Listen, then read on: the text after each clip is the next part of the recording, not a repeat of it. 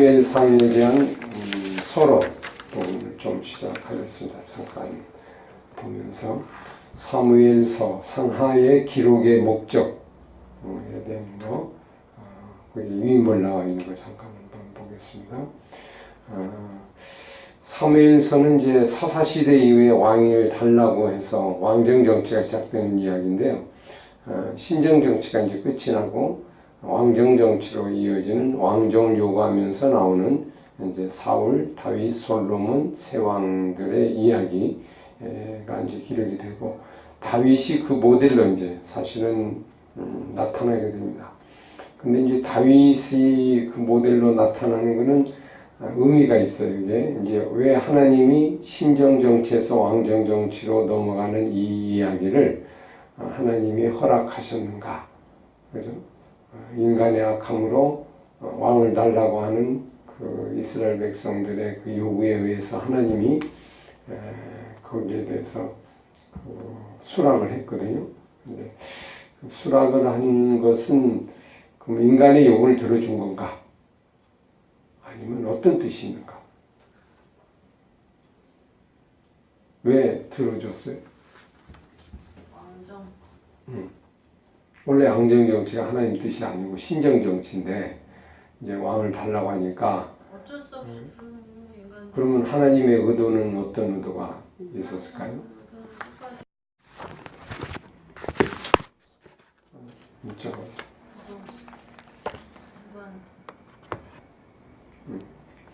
왔는가? 사무엘상 1장 1절에서 18절까지 이렇게 같이 이제 공부할 내용인데, 이번에 사무엘상에 대한 서론 부분을 좀 시작하겠습니다. 잠깐 보면서 사무엘서 상하의 기록의 목적에 대한 거, 거기 유인물 나와 있는 거 잠깐 한번 보겠습니다. 사무엘서는 이제 사사시대 이후에 왕위를 달라고 해서 왕정 정치가 시작되는 이야기인데요. 신정 정치가 이제 끝이 나고 왕정 정치로 이어지는 왕정을 요구하면서 나오는 이제 사울, 다윗, 솔로몬 세 왕들의 이야기가 이제 기록이 되고, 다윗이 그 모델로 이제 사실은 나타나게 됩니다. 근데 이제 다윗이 그 모델로 나타나는 것은 의미가 있어요. 이게 이제 왜 하나님이 신정 정치에서 왕정 정치로 넘어가는 이 이야기를 하나님이 허락하셨는가? 그죠? 인간의 악함으로 왕을 달라고 하는 그 이스라엘 백성들의 그 요구에 의해서 하나님이 거기에 대해서 수락을 했거든요. 근데 그 수락을 한 것은 그럼 인간의 요구를 들어준 건가? 아니면 어떤 뜻이 있는가? 왜 들어줬어요? 왕정. 원래 왕정 정치가 하나님 뜻이 아니고 신정 정치인데 이제 왕을 달라고 하니까 어쩔 수 없이 인간. 그러면 하나님의 의도는 어떤 의도가 있었을까요? 끝까지 그냥 하나님의 통치하시고 다스리는 나라로. 근데 하나님의 계획하심, 그 안에 숨겨진 게 있다고 하면 뭐가 있을 것 같아요? 왕정이 이제 왔지만 사울, 다윗, 솔로몬 그 왕 중에서 가장 이제 마음이 합한 왕이 다윗이요. 근데 다윗의 왕도 다윗도 흠이 있지만 사실은 다윗을 통하여 나중에 오실 예수 그리스도 왕, 그걸 아마 그리고 아마 나갔지 않았을까. 하나님의 이제 구원하심이 그 긴 그림을 보고 이제 왕정을 허락하지만 또 거기서 마음이 합한 사람을 통하여서 예수 그리스도의 왕 되심을 오게 하시는 어떤 그런 과정으로 또 같이 이해하면 또 하나님의 그 계획과 섭리가 그 속에 메시아에 대한 그 표상이 특히 인물 속에서 이제 다윗 같은 인물 속에서 이렇게 등장하고 있는, 그거를 이제 또 그리고 있는 게 사무엘서의 목적이라고 볼 수 있고요.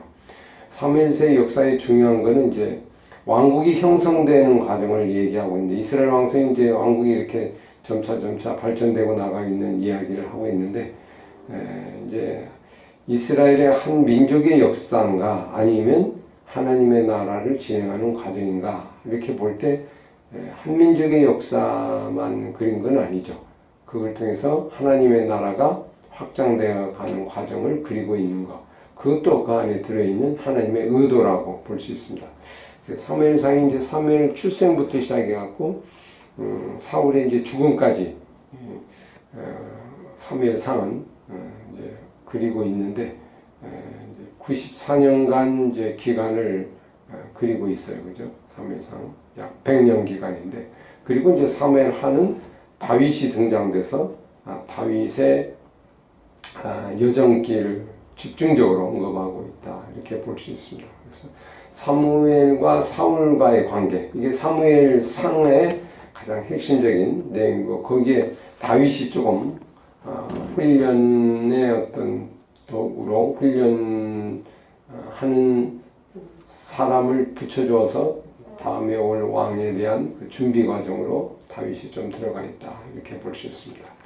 특히 이제 역사적 환경을 좀 보면 이게 BC 11세기 10세기인데요. 주전 이제 이스라엘 백성에서 가장 왕성한 가장 그 강력한 왕정 정치의 기간이 바로 이 기간이었다. 그래서 이 이스라엘 백성이 성장할 수밖에 없었던 이유가 그 주변 나라들이 힘이 없었어요.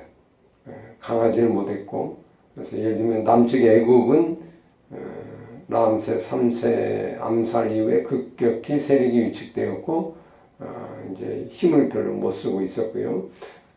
이제 그다음에 북쪽 아수르는 아직 그 영향이 크지 않았습니다.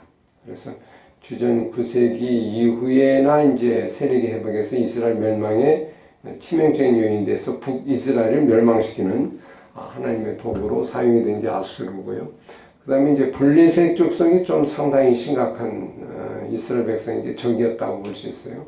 해안 평화에 자리 잡고 있는데 5성읍을 독립적으로 다스린 이 나라가 아니고 하나의 족속이죠. 근데 삼손 때부터 엘리, 사무엘, 사울에 이르기까지 계속 이스라엘을 괴롭힌 하나의 블레셋 족속이 거기에 가깝게 많이 등장하고 있고 이제 블레셋의 모든 것들은 이제 이스라엘 백성에게 영향을 미쳐서 늘 이렇게 갈등의 요인으로 나오고 있습니다. 그래서 큰 나라는 아수르, 애국은 별로 없고요. 주변의 족속, 에돔 족속, 블레셋 족속이 아주 가깝죠.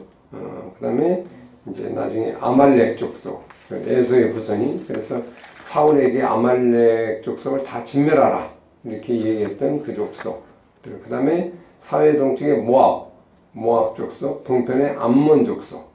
그래서 결국 이제 이런 주변 나라, 작은 나라들, 이게 다 이제 나중에 형제였던 원래 그런 나라들인데 하나님을 떠남으로 이스라엘 백성을 허리로 잡고 위협을 주는 시령과 도구가 되는 그런 나라로 이제 형성되어 있고 그 포진되어 있다고 볼 수 있습니다. 그래서 블레셋, 에돔, 에서, 아말렉, 그 다음에 모압, 암몬 이런 이제 족속들이 결국 예를 들면 그 뭐죠? 이스라엘 백성들 주변에 어떤 가장 큰 허리의 어떤 요소로 등장이 돼서 가장 힘들게 했던 것이다 이렇게 보시면 좀 되겠어요. 그래서 주변 환경이 이제 하나님이 이스라엘 백성을 잘 사용하기에 좋은 환경이었었고 이때가 이스라엘 백성이 가장 왕정 국가로 부상한 그런 시대적 배경이었다.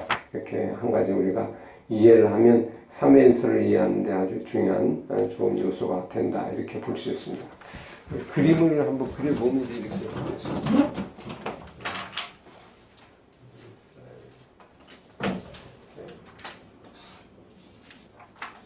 이스라엘 이 나라가 이제 만들어지는데 이쪽이 아수르 이게 애국 여기가 이제 블레셋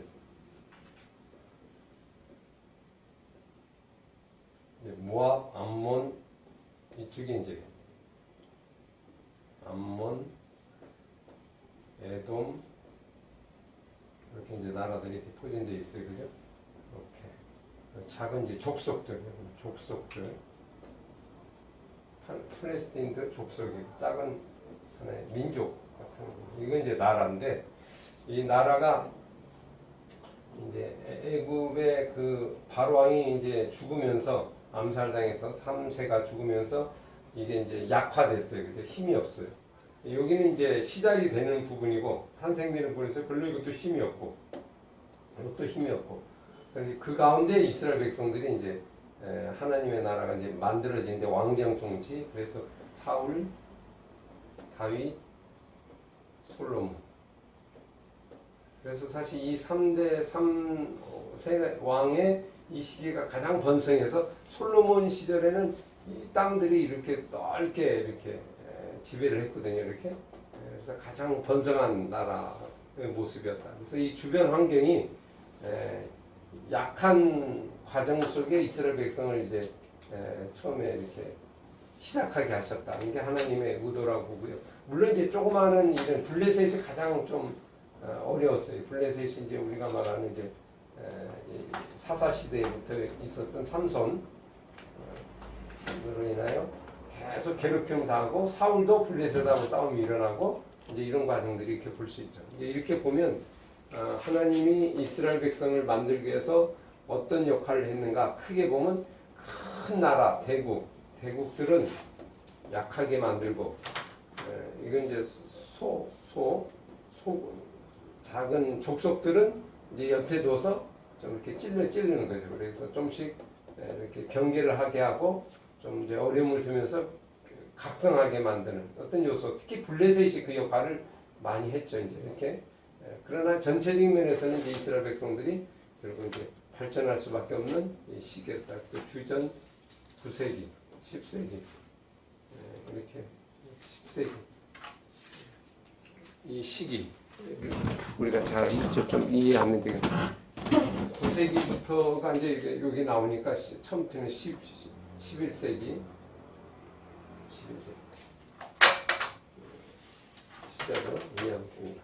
근데 이제 하나님이 요거를 힘없게 만드는 시절에 하다가 나중에 이제 이게 커지죠. 이렇게 애국도 커지고 그 다음에 여기에 이제 바벨론이 하나 생기고 바벨론 그 다음에 여기에 이제 페르시아가 생기고 그 다음에 이제 헬라가 생긴단 말이에요. 이렇게 헬라, 로마 이렇게 생기죠. 이렇게 그러면 이렇게 되면 이스라엘 백성에 의해서 이 나라가 이렇게 흥왕도 되고 망하기도 하고 이제 이렇게 되는 구조로 가 있죠. 그래서 요걸 이제 지도를 그릴 때 여기가 지중해잖아요. 세계의 중심이 이게 지중해가 뭐예요? 지중해. 지구의 중심의 바다다. 그죠? 그래서 여기가 지구의 중심입니다. 지중해라고 보통 해요. 가장 핵심이죠. 그 중에 가장 중요한 곳이 이스라엘이고요. 허브죠. 그러면 그 중에 이제 큰 나라들이 다 포진되어 있단 말이에요. 여기가 인류 문명의 하여튼 뭐 발생지와 같이 가장 격전지고 가장 중요한 세계적으로 가장 중요한 어떤 부분. 하나님이 이 가나안 땅을 아마 이런 쪽을 선택한 이유도 바로 이런 지정학적인 이유가 있는 것이다. 만약에 이게 이제 우리나라처럼 이렇게 멀리 이렇게 약속의 땅을 했다고 그러면 어떻게 될까요?